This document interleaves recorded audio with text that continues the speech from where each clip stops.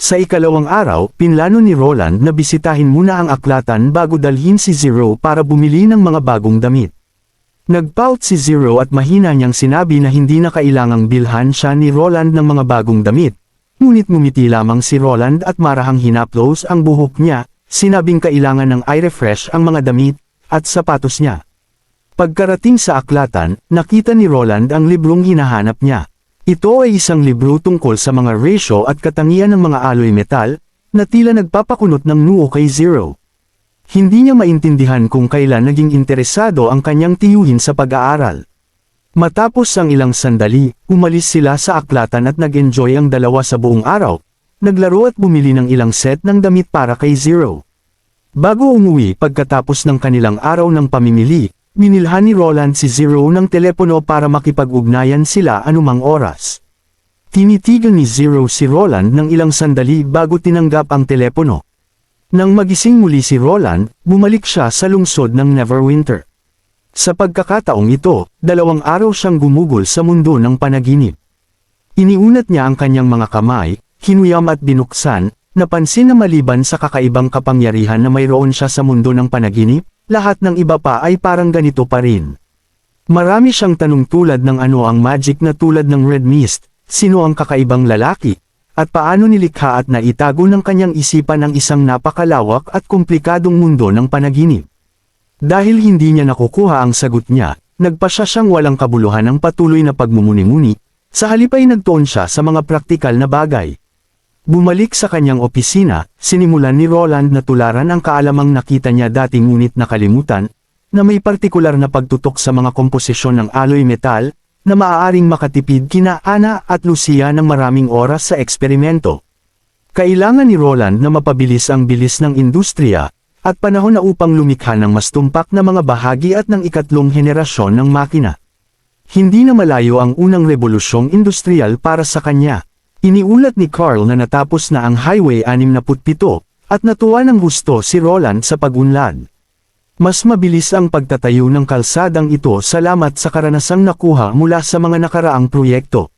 Binanggit ni Carl na nagkaroon ng kakulangan sa pabahay kamakailan at iminungkahi na muling ilaan ang mga manggagawa sa iba pang proyekto sa konstruksyon kung walang karagdagang mga gawaing kalsada ang gagawin. Batid ni Roland ang sitwasyon, tumriplo ang laki ng bayan sa loob ng 1 taon, at tumaas ng malaki ang populasyon. Ang kakulangan sa pabahay ay isang isyu na maaaring matugunan sa ibang pagkakataon, ngunit ang kanyang bagong plano ay upang magtayo ng isang istasyon ng tren sa lungsod. Ito ang unang pagkakataon na narinig ni Carl ang konsepto ng isang riles. Ipinaliwanag ni Roland na ito ay magiging katulad ng sistema ng transportasyon ng truck sa mga mina. Maliban sa ito ay ganap na itatayo ng bakal. Hindi na nagtanong pa si Carl. Alam na ibibigay niya ang kanyang buong pagsisikap sa anumang proyekto sa konstruksyon na itinalaga ni Roland. Naiintindihan ni Roland na maaaring hindi pa lubos na maunawaan ni Carl ang kabuuan ng kanyang nais itayo. Hindi ito magiging isang magaspang na paraan ng transportasyon na umaasa sa mga lubod na abaka, mga steam engine, o mga kabayo, ni hindi lamang ito para sa pagdadala ng mga mineral. Ang naisip ni Roland ay isang tren, isang revolusyonaryong sistema ng transportasyon. Inilatag ni Roland ang mapa at itinuro ang kanyang mga plano sa riles, na nagpapahiwatig ng pangangailangan para sa isang koponan upang unang maglatag ng pundasyon. Tiningnan ni Carl ang iminungkahing ruta ni Roland at nagpahayag ng pag-aalala na ang mga truck ay maaaring maging mahina laban sa mga pag-atake mula sa demonyo. Gayunpaman, hindi nababahala si Roland, naniniwala na ang mga demonyong hayop ay hindi magiging interesado sa bakal at ang proyekto ay hindi maaaring makumplito sa maikling panahon. Ang riles na nag-uugnay sa hilagang dalasdis ng bundok sa mga daungan ay nilalayong maging parehong teknikal na pagsubok at isang lugar ng pagsasanay para sa unang henerasyon ng mga manggagawa sa riles. Habang sumisipsip ng kanyang tsaa, ipinahayag ni Roland na sa susunod na taon, hindi na sila magtatago sa likod ng isang pader ng putik. Tumingin kay Carl, tinanong niya, kung naramdaman din ni Carl na ang border town ay masyado ng madaming population. Agad na naunawaan ni Carl. Ang ibig sabihin ni Roland, nagpaplano si Roland ng isang pagpapalawak. Itinuro ang mapa, nagsalita si Roland tungkol sa sagana nitong mga mapagkukunan at hindi nila kayang ipagtanggol laban sa mga demonyo kung aasa lamang sa mga dingding na gawa sa putik sa hangganan ng bayan. Kailangan niyang ibahin ang anyo ng disyerto bundok sa isang kuta bago sumiklab ang ikatlong digmaang banal upang matiyak ang kaligtasan ng buong kaharian. Natatakot siya na maaaring itulak ng mga demonyo ang kanilang mga outpost sa mga guhong ng Tikira at posibleng gamitin ang mga daan sa bundok upang makapasok sa puso ng Grey Castle. Ang ganitong sitwasyon ay dapat iwasan kahit anong mangyari.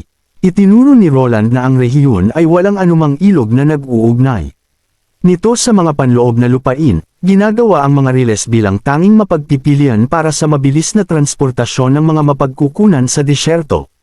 Ipinagkatiwala ni Roland ang misyong ito kay Carl, tinatitigan siya ng buong pagmamahal, ipinapahayag ang kanyang matatag na paniniwala sa mga kakayahan ni Carl. Ang pagsasama ng disyerto na bundok sa teritoryo ng kaharian ay isang pananaw na maaaring makapagpaligaya sa sinumang Mason dahil ang pagtatayo ng gayong mga kuta ay tiyak na sisiguruhin ang kanilang pangalan sa mga talaan ng kasaysayan. Sa pag-iisip nito, gumalaw si Carl at may masigasig na tono, sumagot, "Oo, kamahalan." Binigyan ni Roland si Carl ng isa pa, blueprint na magiging isang makasaysayang gusali sa lungsod ng Neverwinter. Tiningnan ni Carl ang mga plano. Isang 15 palapag na gusali, bawat palapag sa 3.5 metro, na nagreresulta sa kabuoang taas na 50 metro. Natanto ni Carl na ang istrukturang ito ay magiging pambihira. Sa silid-aralan ng mga mangkukulam, tinapik ni Skrull ang mesa bilang hudyat ng pagtatapos ng pagsusulit. Huminga ng maluwag si Evelyn, sa wakas ay nahabol na rin niya ang pag-unlad ng iba. At umaasa na maabot ng kanyang mga marka ang inaasahan. Napansin niyang wala pa rin si Anna. Ayon kay Wendy, napakatalino ni Anna kaya't masakit lang sa ulo ang pagbabasa ng mga libro nito ng iba. Binigyan siya ni Candle ng thumbs up, na nagpapahiwatig na malamang ay mahusay ang kanyang pagsusulit. Si Nightingale, na nakaupo sa likuran, ay mukhang nag-aalala pa rin, lumingon upang makita ang kaibig-ibig na ekspresyon ni Maggie, ngumiti si Evelyn. 3 araw pagkatapos, lumabas na ang resulta ng pagsusulit. Sinabihan ni Skrull si Evelyn na panatilihin ang kanyang pag-aaral ng mabuti. Natuwa si Evelyn sa kanyang iskor na 113. Ngunit nakakagulat, nakakuha si Maggie ng hindi inaasahang 117. Nagsiksikan ang lahat sa resulta ng pagsusulit ni Maggie. Hindi makapaniwala kung paano siya nakakakuha ng napakataas na marka ng walang mga tanong na multiple choice, sa pagsusulit ngayong pagkakataon. Naalala ni Rem na nang kinolekta ang mga papel sa pagsusulit. Malaking bahagi ng papel ni Maggie ay blanco, at napupuno ng mga guhit ng honey jerky ang natitira. Maaari bang ito ay isang pagkakamali? Naging mausisa sila at nais malaman kung ano ang nangyari. Ngunit hindi sila maaaring palihim na pumasok sa opisina upang suriin ang papel sa pagsusulit. Sina Roland, Nightingale, at si Skrull na lahat ay papunta sa kuta ng Kango. Walang magdadala sa kanila sa opisina. Nag-isip sila sandali at pagkatapos ay naisip nila ang tag-araw. Naalala nilang madalas ay marka ni Skrull ang kanilang mga pagsusulit sa opisina na matatagpuan sa City Hall. At ang opisina ng Departamento ng Edukasyon ay nasa 2nd palapag, nag-isip sila kung paano sila makakapasok. Naisip ni Candle ang isang tao. Hindi nagtagal, natagpuan nila si Nana at hiniling sa kanya na dalhin sila sa City Hall. Napakataas ng popularidad ni Nana kaya't binati siya ng lahat sa City Hall at walang pumihil sa kanya na pumunta sa 2nd palapag. Mabilis na tinungo ng grupo ang 2nd palapag, binuksan ang pinto ng opisina at ginamit ni Summer ang kanyang kakayahan upang subaybayan ang pag-grade ni Skrull sa mga papel sa pagsusulit. Nang makarating sila sa papel ni Maggie, halos blanko nga ito na may iba't ibang guhit ng pagkain. Sa huli, binigyan ni Skrull si Maggie ng iskor na 17. Sinabi ni Maggie, na may pagmuso, na hindi siya nagsinungaling. Alam ng lahat dito na hindi siya nagsisinungaling. Ngunit ano nga ba ang nangyari? Hindi nagtagal, nakita nila ang isang opisyal ng City Hall na dumating upang mag-ulat ng trabaho kay Skrull, at pagkatapos niyang umalis, sinabihan si Augusta na umalis sa opisina. Isang malakas na hangin ang biglang pumutok sa bintana, dahilan upang lumipad ang lahat ng papel sa pagsusulit sa mesa. Kabilang ang feather pen. Ang feather pen ay tumama muna sa lupa at hindi sinasadyang gumawa ng linya sa marka ni Maggie. Ginagawang triple digit na 117 ang 17. Ang investigasyon ay natapos na parang isang kabalbalan. At lahat ay umalis na tumatawa. Bumalik si Evelyn sa gusali ng mangkukulam. Pag-iisip sa nangyaring insidente. Ang mga lumilipad na papel at nahuhulog na feather pen, na walang kaugnayan sa isa't isa ay bumuo ng isang napaka-interesante na pagkakataon. Hindi lamang ang papel at panulat, kundi pati na rin ang daloy ng hangin. Mula sa bintana at ang tiyempo ng pagpasok ng opisyal ay bahagi ng resulta. Ang anumang nawawalang elemento ay pumihil sa pagbabago ng iskor sa pagsusulit. Naisip ni Evelyn na katulad ito sa paghahalo ng mga inumin. Kapag iba't ibang sangkap sa isang cocktail, naghahalo at nag-iimpluwensya sa isa't isa sa inumin. Ang bawat katanggap-tanggap na lasa ay nangangailangan ng napakaraming pagsubok, at kung minsan ang isang random na kombinasyon ay lumilikha ng mga natatanging panlasa. Bumalik si Evelyn sa kanyang silid na may mga ideya na umiikot sa kanyang isipan. Pinaikit niya ang kanyang mga mata, naramdaman niya ang isang bagay sa loob niya na nangangailangan na lumabas. Gamit ang kanyang kapangyarihan, naramdaman niya ang mga pagbabago ng kanyang mahika, at sa isang biglaang pagkabigla, ninulat niya ang kanyang mga mata at hinawakan ang isang tasa sa mesa. Nagbago ang kulay ng tubig sa loob.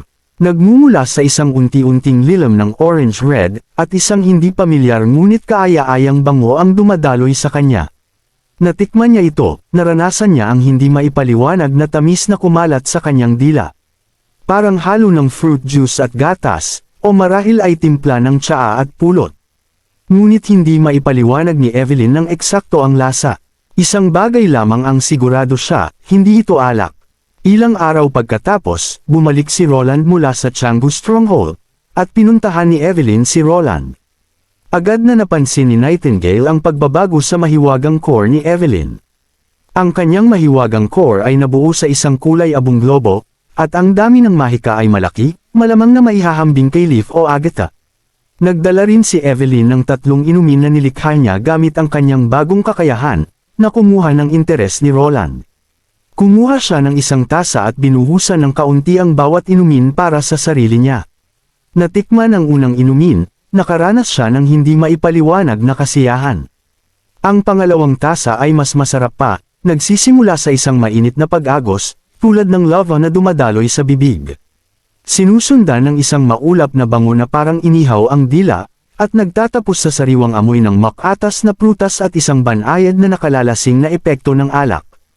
Habang mas matagal na tinatamasa ang inumin, mas matagal ang aftertaste, ginagawa itong isang hindi mapaglabanan na inumin para sa taglamig.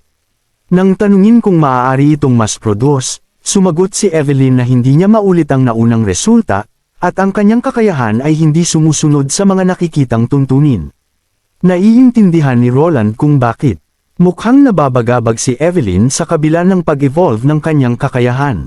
Sapagkat para sa isang mangkukulam tulad niya ay mangangailangan nga ng oras. Ngunit tiyak na hindi niya itinuturing na walang silbi ang kanyang kakayahan. Nakangiti kay Evelyn, tiniyak niya sa kanya na ang kawalan ng kakayahang ulitin ang mga inumin ay hindi isang issue. Hintay niyang sinabi sa kanya na ang mga napakasarap na lasa at natatanging karanasan na kanilang ibinigay ay mas nakakaakit at hindi malilimutan. Iminungkahi niya na kung ang mga sundalo ng unang hukbo ay nasa linya ng harapan at makatikim ng ganitong inumin mula sa lungsod ng Neverwinter, tiyak na magpapataas ito ng kanilang moral. Plano ni Roland na gumawa ng isang silid-imbakan para sa mga inumin ni Evelyn at hinikayat siya na ipagpatuloy ang paggamit ng kanyang kakayahan. Naniniwala siya na lahat ay mabibighani sa mga likha ni Evelyn. Tungkol sa pangalan ng inumin, nagpasya silang tawagin itong Chaos Drinks. 3 araw na ang nakalilipas, dumating sa Neverwinter ang mga astrologo mula sa lumang Royal Capital, at pinlano ni Roland na magdaos ng isang maligayang pagtanggap sa plaza ngayong gabi upang ipagdiwang ang kanilang pagdating. Nag-aalangan si Berev, mausi sa tungkol sa natuklasan ni Roland sa kanyang kamakailang pagbisita sa Canggu Stronghold. Sinabi ni Roland na ang City Hall ng Canggu District ay nagsimulang magpakita ng mga palatandaan ng kapabayaan sa tungkulin at pangungutong, na may mga peking accounting na natagpuan sa ilang mga libro. Higit na nakakagambala, 2 opisyal na orihinal na mula sa bayan sa hangganan ang nahuli dahil sa korupsyon. Nag-aalala si Berev, at tinanong kung may kasangkot sa kanyang mga disipulo. Tiniyak sa kanya ni Roland na wala sa kanila ang sangkot sa pagkakataong ito at kahit na sila ay sangkot, hindi responsable si Berev dito. Mabilis na pinuri ni Berev ang karunungan ni Roland.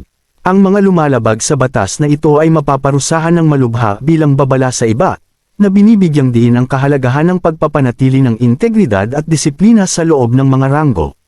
Nagpasyang tipunin ni Roland ang lahat ng kawani ng City Hall sa susunod na araw para sa isang pulong, na balak niyang personal na pangunahan. Matapos umalis ni Berev, pinag-isipan ni Roland ang sitwasyon. Sa pagkakaroon ni Scroll at Nightingale sa paligid, maaari nilang pansamantalang tiyakin ang integridad ng mga opisyal, ngunit ang diskarte na ito ay walang alinlangang maglalagay sa mga mangkukulam sa isang mapanganib na posisyon, na maaaring humantong sa mga panloob na salungatan. Ang 2 tiwaling opisyal ay orihinal na mga karaniwang tao mula sa bayan sa hangganan, bahagi ng ikalawang batch ng mga nagtapos na pumasok sa City Hall pagkatapos pumasa sa mga pagtatasa. Hindi inaasahan ni Roland na lumitaw ang ganitong katiwalian sa loob ng mas mababa sa isang taon. Ang mga City Hall ng Canggu Stronghold at Dragonfall Ridge ay pinamunuan ng ilang opisyal mula sa bayan sa hangganan, na kilala sa kanilang karanasan sa administrasyon at mahusay na pagganap, kasama ang mga lokal na maharlika. Ang pagkawala ng ilang mga bihasang opisyal ay natural na nagparamdam kay Roland ng kalungkutan. Umaasa siya na ang organisasyon ay mananatiling hindi tiwali sa loob ng hindi bababa sa isang dekada, ngunit halos 1 taon pa lamang ang lumipas bago lumitaw ang mga isyong ito. Ang katotohanan na ang parehong mga nahuling tiwaling opisyal ay mula sa karaniwang mga tao ay medyo napatunayan na kapag nasa kapangyarihan na sila, maaari silang madaling matukso ng kasakiman kaysa sa ibang mga maharlika. Tumayo at tumingin sa papalubog na araw, alam ni Roland na ang mga isyong ito ay nangangailangan ng maagang intervention. Matapos ang hapunan ng pagtanggap ngayong gabi, pumasok ang punong astrologo sa opisina ni Roland. Ngumiti si Roland at binigyan siya ng isang tasa ng tsaa. Masayang nagulat ang punong astrologo sa kilos na ito. Pagkatapos ay nagsalita si Roland tungkol sa bagay ng pulang buwan, isang alingaw na nagsimula noong 1,000 taon na ang nakalilipas, isang panahon bago pa man ang Grey Castle o ang Wimbledon lineage. Binanggit ng punong astrologo na ang naitala na kasaysayan ay umabot lamang sa 450 taon. Umiling si Roland, at ipinaliwanag na hindi ito kakulangan ng mga tala, ngunit isang sinadyang pagtatago. Tinalakay ni Roland ang mga demonyo, ang dating kaharian ng mga mangkukulam, ang kasaysayan ng 4 na mahusay na kaharian, at ang simbahan. Nang matapos si Roland, nakaramdam ng pagkabahala ang punong astrologo. Palaging iniisip na ang pulang buwan ay nagpapahiwatig ng isang araw ng pagtatapos na dulot ng malubhang kalamidad. Ngunit ayon kay Roland, ito ay isang hudyat para sa mga demonyo na umatake. Ang pinuno ay nanatiling tahimik sa mahabang panahon, hindi sigurado kung paniniwalaan ang nakakatakot na teoryang ito. Gayunpaman, agad niyang napagtanto na walang dahilan si Roland upang lokohin siya. Kung totoo ang lahat ng ito, kung gayon ang saloobin ng hari sa mga mangkukulam ay lubos na makatwiran. Ang hari ay hindi pinakalat ang lahat ng impormasyon sa buong kaharian. Maingat na itinatago ang mga katotohanang maaaring magdulot ng pagkatakot, isang desisyon na walang alinlangan na tama at matalino. Napagtanto ng pinuno ang kabigatan ng sitwasyon at tinanong kung ano ang magagawa niya para kay Roland. Habang sumisip-sip ng kanyang tsaa, kinuha ni Roland ang isang notebook at ibinigay ito sa pinuno. Na nakita ang mga salitang analytical geometry na nakasulat dito. Bagaman kinikilala niya ang mga salita ng isa-isa, hindi niya sigurado ang pinagsamang kahulugan nito. Sa pagbukas ng unang pahina, binasa ng punong astrologo ang ilang mga linya ng may interes. Ang ideya ng paggamit ng mga formula sa matematika upang ilarawan ang landas ng mga bagay. At ang posibilidad na magbago ang mundo ay isang misteryo. Ang ideya ng pagtukoy sa kanilang buong landas gamit ang mga pangunahing parameter ay lubos na nakakaakit sa kanya. Ang mga ilustrasyon sa aklat ay lalong nakakuha ng kanyang atensyon. Ipinaliwanag ni Roland na ito ay mga formula sa matematika. Sa kabila ng malalaking pagkakaiba sa mga hugis ng mga figure, Ang kanilang mga mathematical expression ay hindi gaanong naiiba. Isang nakakaakit na pag-iisip ang lumitaw sa isipan ng pinuno. Maaari bang lahat ng hugis sa mundo ay maaaring mailarawan ng isang formula sa matematika? Hindi ginambala ni Roland ang pinuno habang binabasa niya ang kamangha-manghang aklat na ito. Maraming tanong ang pinuno tungkol sa aklat, dahil ang mga simbolo at ekspresyon ay hindi katulad ng mga itinuro sa hukuman. At nahihirapan siyang maunawaan ang mga equation na ito. Pagkatapos ay nagpakita si Roland ng isa pang aklat. Tinitiyak sa pinuno na mauunawaan niya ang unang aklat pagkatapos pag-aralan ito. Nanginginig ng bahagya ang mga kamay ng pinuno habang tinitingnan niya ang aklat na pinamagatang Equations and Mathematical Formulas. Tinanong niya sa kung maaari niyang dalhin ito sa bahay upang basahin. Pinagtibay ni Roland na ipinahayag ang kanyang pag-asa na lahat ng mga astrologo at ang kanilang mga disipulo ay matututo mula sa mga aklat na ito. Pinayuhan din niya ang pinuno na huwag masyadong mag-alala tungkol sa pulang buwan. Na binibigyang diin na sa pamamagitan lamang ng pagkadalubhasa sa mga paksang ito maaaring gampanan ng lipunang astrolohiko ang isang hindi mapapalitan na papel sa hinaharap na digmaan laban sa mga demonyo. Ipinaliwanag ni Roland na ang mga aklat na ito ay isang panimula lamang at marami pang mas malalim na kaalaman sa hinaharap. Ang mga formulang ito ay maaaring ilarawan ng lahat, mula sa mga talim ng damo hanggang sa mga bituin sa kalangitan. Lahat ng bagay na makikita ng isang tao. Nang tanungin kung handa siyang tanggapin ang hamon na ito, sumagot ang punong astrologo ng walang pag-aalinlangan. Samantala, sa lungsod ng Dawn, nagtatamasa si York sa malapit na serbisyo ni number 76. Nang akmang dadalhin niya ang mga bagay sa susunod na antas, bumukas ng malakas ang pinto. Tiningnan ni York si Hill nang may pagkadismaya. Pagkatapos ay tumayo. Huwag mong sabihin na kailangan mo ako para iligtas ang isa pang mangkukulam, sabi niya. Hindi sumagot si Hill ngunit. Sa halip ay tumingin kay number 76. Nadama ang sitwasyon, magalang na yumuko si number 76 at mabilis na lumabas ng silid. Naisip ni York na labis na nag-iingat si Hill. Binanggit niya na hindi ganito kaingat si Hill kay Denise. Same time na sumagot si Hill na maaaring masusing suriin ang pinagmula ni Denise sa iba't ibang paraan, ngunit si number 76 bilang isang bihasang gabay ng ekspedisyon. Walang ganoong masusubaybayang background. Sinagot ni York na marami ang natuklasan niya tungkol kay numero 76. Ang pagsasanay sa isang bihasang gabay ay tumatagal ng higit sa isang dekada, at nasa edad 20 lamang si number 76. Nirisa niya na bata pa lamang si number 76 nang simulan niya ang kanyang pagsasanay at walang sariling interes sa kanilang mga gawain. Mapagpintas na nagkomento si York na sinasabing hindi naman kailangan ng mga mangkukulam ang ating proteksyon. Nang makita niyang natigilan sandali si Hill, nakaramdam ng kasiyahan si York. Pagkatapos, binigyan ni Hill si York ng isang liham. Nang mabasa ang unang ilang linya, nagulat si York sa nilalaman. Ang liham na natanggap ni York ay isang opisyal na liham diplomatiko. Ang liham ay nagsasaad na nais pigilan ng hari ng Grey Castle ang hari ng kaharian ng Dawn.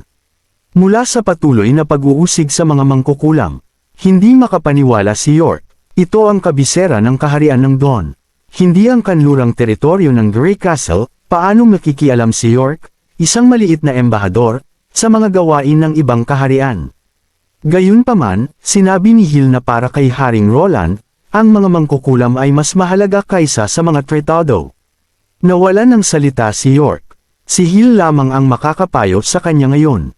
Ang mungkahi ni Hill ay agad na sundin ang mga tagubilin ng hari, dahil tungkulin ito ni York bilang isang embahador. Tiniyak niya kay York na ang pinakamasamang kalalabasan ay ang mapalayas siya sa palasyo ni Empion. Nabigo si York, alam na ang mga relasyon na itinayo niya sa ibang mga maharlika dito ay masisira, at lahat ng bagay na kanyang nagawa para sa alyansa ng dalawang kaharian ay mawawala rin.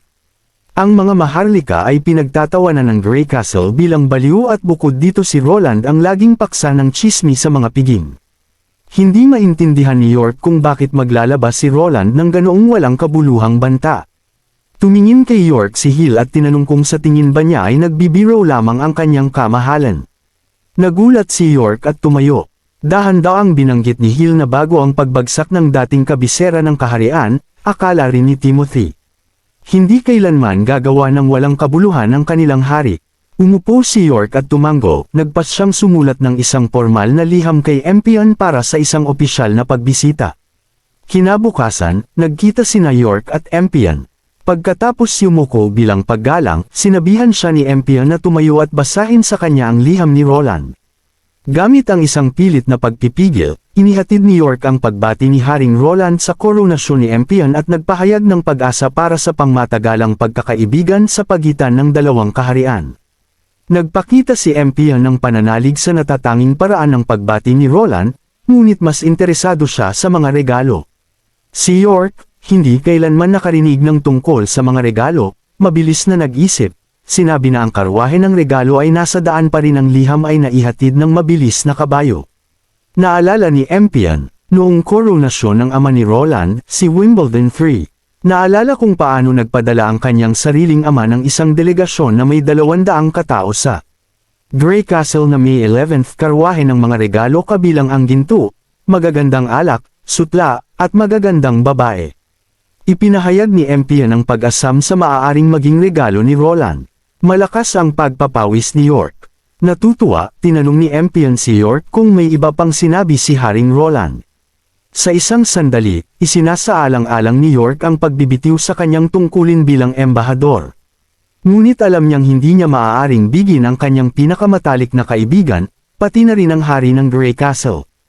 Huminga ng malalim, inihatid niya ang mensahe ni Roland ng may layuning diin, hinihiling kay Empion na itigil ang pag-uusig sa mga mangkukulam at ituring silang malayang mamamayan. Kung hindi pahihintulutan ng Grey Castle ang ganoong paggawi, na ginagawa ang simbahan bilang isang halimbawa. Ang buong palasyo ay nahulog sa isang mahigpit na katahimikan matapos magsalita si York. Hiningi ni Empion na makita mismo ang liham, hindi makapaniwala na gagawa si Roland ng ganang pahayag. Hinablot niya ang sulat mula sa kamay ni York at binasa ang mahabang pagkondena at babala. Matapos basahin, galit na ibinato ni Empion ang liham sa sahig, hinampas ang kamay niya sa kanyang upuan, na nagdulot sa kanyang mga gwardya na kusang abutin ang kanilang mga espada. Galit na galit si Empion, ipinahayag na ang mga mangkukulam ay kasuklam-suklam at mga alipors ng mga demonyo. Sinisisi sila sa pagkalason sa kanyang ama. Naisip ni York na kung hindi namatay ang ama ni Empion, hindi magiging hari si Empion. Isang naisip sa kanyang isipan, ngunit hindi siya nang ahas na ipahayag ng malakas. Sinubukan niyang ipaliwanag na ang mga mangkukulam na pinalaki ng simbahan ay naiiba sa iba. Ngunit tumanggi si Empion na makinig, naniniwalang lahat ng mangkukulam ay mga alipors ng mga demonyo. Lumapit si Empion kay York, pinagtawanan ang banta ni Roland, ipinahayag na magsusulat siya sa hari ng Grey Castle, babalaan siyang huwag malinlang ng mga mangkukulam. Ipinagmalaki niya na bagamat makapangyarihan ang Grey Castle, umaasa ito sa mga maharlika nito, na gumaganap ng mahalagang papel sa pagkatalo ng simbahan.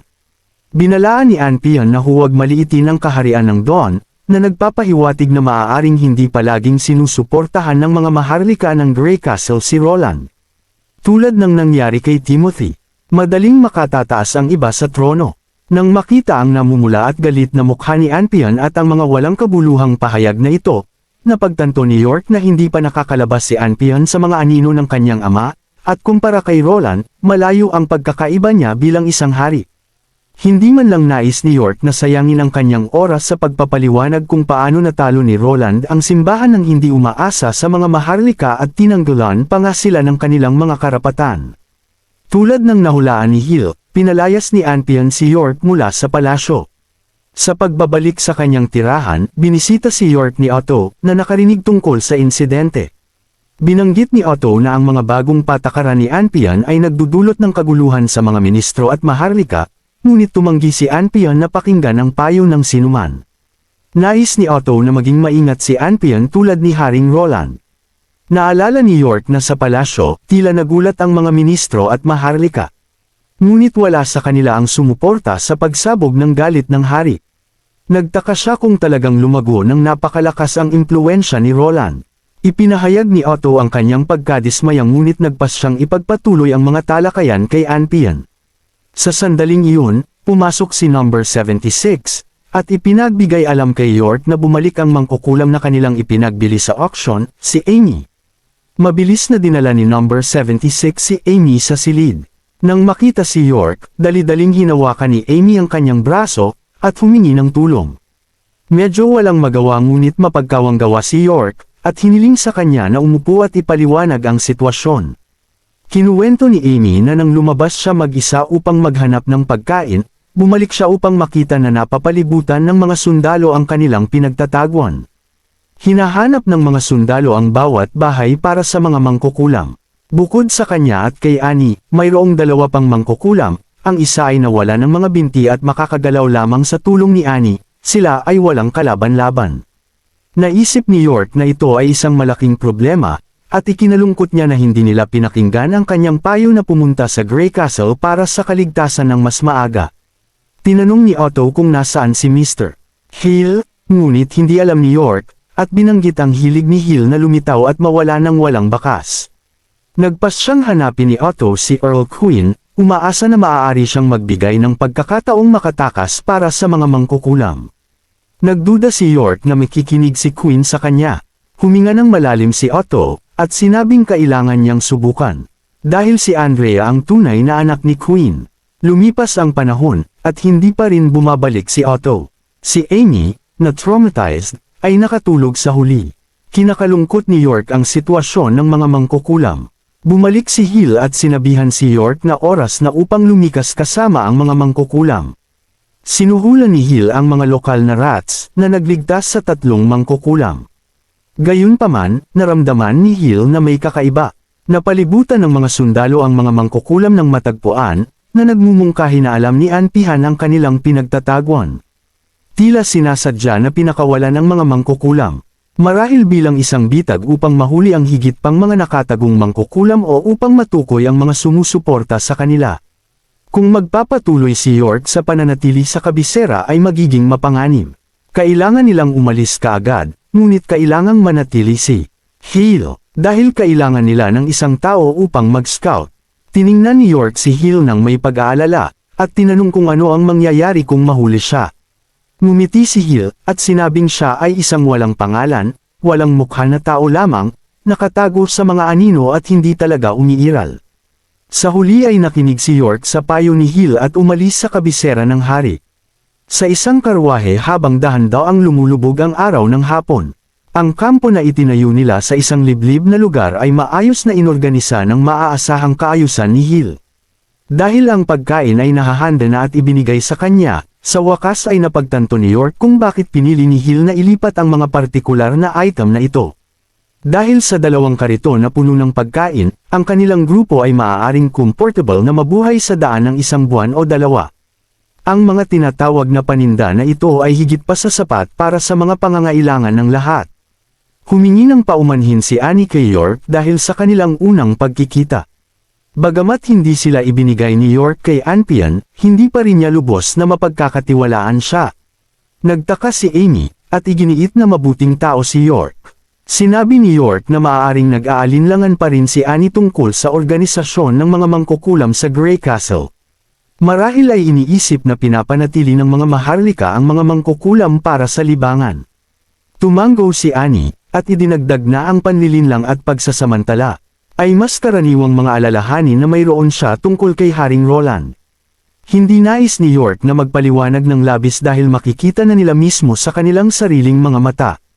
Kapag nakabalik na sila sa Grey Castle, nangako si Annie na humingi ng formal na paumanhin kay York kung totoo ang sinabi niya tungkol sa mga mangkukulam sa Grey Castle. Naging awkward ang atmosphere sa isang sandali hanggang sa basagin ni number 76 ang katahimikan. Tinanong niya kung lahat sila ay galing sa kaharian ng Wolfheart. Tumanggo si Annie, nang mapansin ang isa sa mga mangkukulam na walang paa ni number 76. Tinanong kung ang kanyang mga pinsala ay mula sa mga tagapagtugis ng simbahan. Sa sorpresa ng lahat, sinabi ni Annie na ang kanyang mga binti ay pinutol ng mga taong nagbabantay sa kanya. Sinundan ng pagsasabi sa mga pinakadesperadong sandali sa Wolfheart, tumayo si Hero para sa lahat, ngunit sinalubong lamang ng galit mula sa mga tao. Ipinahayag ni number 76 ang pagnanais na malaman ang higit pa, at nagpakita rin ng interes si York sa pakikinig sa kwento. Huminga ng malalim si Annie, at nagsimulang ikwento ang kanilang kwento. Isang taon na ang nakalilipas, nang ang hukbo ng simbahan. Umaatake sa Wolfheart City, itinapon nila ang mga bangkay na nahawahan ng salot na demonyo sa lungsod. Salamat sa kakayahan ni Hero, hindi lumaganap ang pagkalat ng salot. Salamat kay Hero at sa kanyang kakayahan, hindi tuluyang kumalat ang salot. Ang mahiwagang kakayahan ni Hero ay maaaring maglipat ng sakit mula sa mga nahawa ang tao patungo sa ibang mga nabubuhay na nilalang. Na sa gayon ay pumipigil sa pagkalat ng epidemya. Inilipat niya ang sakit ng mga nahawa sa mga hayop at pagkatapos ay sinunog ang mga ito sa isang hukay, na nagligtas ng maraming buhay. Noong una, siya ay pinuri bilang ang tagapagligtas ng Wolfheart City at itinuring na isang bayani. Gayunpaman, limitado ang bilang ng mga hayop na maaaring gamitin. Habang patagal ng patagal ang digmaan, ang focus ay lumipat sa paggamit ng mga buhay na tao. Naramdaman ni Number 76 ang pagbabago ng mood ni Hero at ang panginginig ng kanyang katawan, lumapit siya kay Hero. Maingat na niyakap siya, at bamulong na wala siyang kasalanan. Tumulo ang mga luha sa mukha ni Hero. Ipinaliwanag ni Annie na tumanggi si Hero na sumunod, ngunit wala siyang ibang pagpipilian. Ang unang itinapon sa apoy ay mga kriminal, bilanggo, at mga boluntaryo, at kalaunan, kasama na rito ang mga bayani. Ang mga matatanda, nasugatang sundalo, at mga bilanggo ng digmaan mula sa hukbo ng simbahan. Sa kabila ng presyon, tumanggi si Hero na sumunod sa mga kahilingang ito at hindi gagawa ng aksyon laban sa mga tao. Dahil dito, nagbago ang saloobin ng mga tao sa kanya. Ikinulong nila siya, at nang mahulog ang lungsod, isang gwardya na kanyang tinulungan noon ang malupit na pumutol sa kanyang mga binti gamit ang isang palakol at sinunog ang selda ng bilangguan. Gayunpaman, hindi inaasahan ng gwardya na ang taong nagligtas kay Hero na hindi na makalakad ay isang bilanggo ng simbahan. Isa siyang bilanggo ng hukbo ng simbahan, na nakakulong din sa parehong selda. Nagulat si York nang malaman na isang masugid na tagasunod ng simbahan ang magliligtas sa isang mangkukulam. Nasa kay Annie ang atensyon ng lahat habang patuloy niyang ikinukwento. Sa kanilang pangangalaga, nagawa niyang makaiwas sa kasunod na paghahanap ng mga mangkukulam ng simbahan. Matapos ang digmaan, ang mga nakaligtas na sundalo ng simbahan ay nagbigay pa nga sa kanya ng pagkain, damit, at tirahan. Patuloy nilang sinusuportahan si Hero hanggang sa bumalik ang hukbo ng simbahan sa Hermes. Bago sila umalis, bawat isa sa mga sundalong nakakulong ay lumapit upang magpasalamat sa kanya.